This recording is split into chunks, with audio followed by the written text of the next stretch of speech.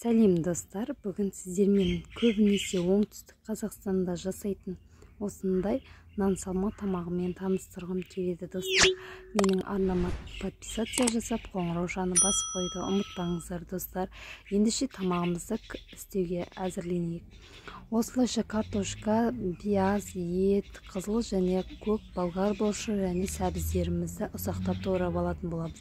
Алдымен осылай қызып тұрған майымызға, қазанымызға осылайша етімізді салып, бірінші жақсылап қуырып алатын боламыз. Етімізді қызарғанша қуырып, оған дейін қызыл және көк болгар борщтарымызды және сәбіз, пияз, картопымызды осылайша ұсақтап туғрап, осылай етімізді қызартып қуырғаннан соң пиязымызды салып азырақ қуыратын боламыз достар. Біз начинкасын дайындап жатырмыз. Осылайша пиязымызды салып, осылай жақсылап қуырып, және де сәбізімізді және қызыл және көк болгар борщтарымызды саламыз. Осылайша барлығын біркелкі араластырып, жақсылап біркелкі араластырып, енді картопымызды салатын боламыз. Картопымызды да салып, тағы да біраз араластырып, қосқап, жақсылап араластырып, қосқап достар.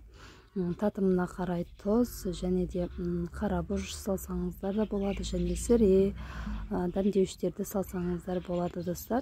Мен етім тұздалған ет болғаннан соң тұзымды аздау ғана салдым. Осылайша салып, тұзымды және қара бұрышымды салатын боламын.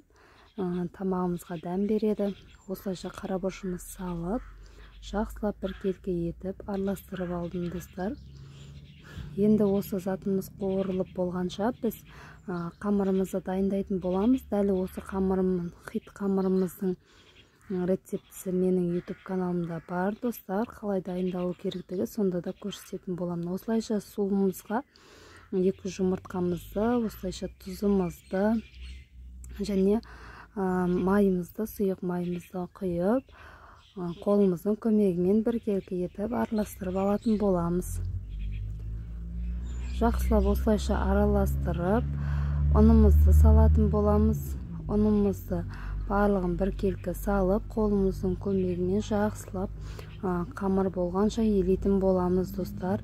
Кішкене қаттырақ қып елегендеріңіз жақсы, себебі жайған кезімізде қамырымыз болбырап кетпейді. Осылайша қамыр елеп, екіге бөліп, 2 зубала қамыр дайындап 15 минутқа тындыруға қойып қойдым достар. Енді жаңағы қуырып жатқан начинкамызды жақсылап қуырып, міне қуырып жатырмын. Енді үстінен 1,5 шөміштей су құятын боламын. Себебі біздің начинкамыз кішкене сорпалы болғаны жақсы. Қамырымызбен өте дәмді, қамырымыздың арасына да сорпасын жағатын боламыз. Осылайша енді қазанымыздың қақпағын жауып, қайнатуға қойып қоятын боламыз. Астын баяу орташа отқа қойып, бетін жауып қоямыз. Қазанымыз қайнағанша біз суымызды құйып, газге қойып қойдым достар. Енді қамырымды ұнның көмегімен жақсылап біркелкі етіп, қатты жұқа қылмай, қатты қалың қылмай, 5 бармақтың қамыр сияқты жайып алатын боламын достар.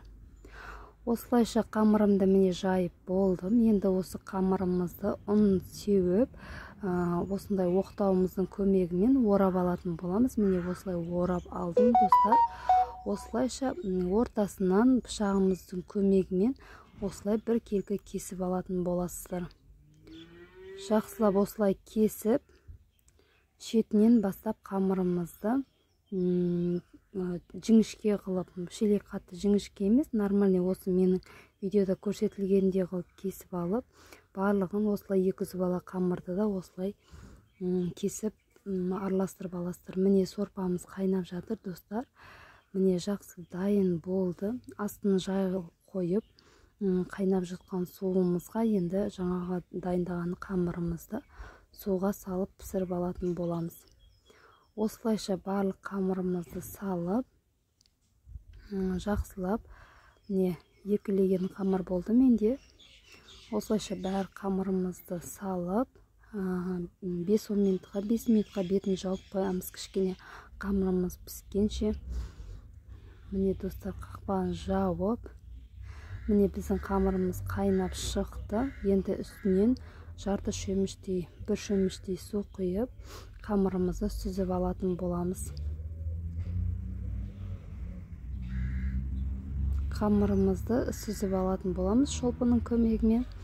Осылайша барлық қамырымызды сүзіп алып, бетіне начинкасын жағып, міне достар, қамырымызды салып алғаннан соң бетіне осылай начинкамызды араластыратын боламыз. Егер де мен тамағым ұнап, пісірген заттарым ұнап жатса, маған подписаться жасап, қоңырау жағына басып қоюды ұмытпаңыздар достар. Болсын достар.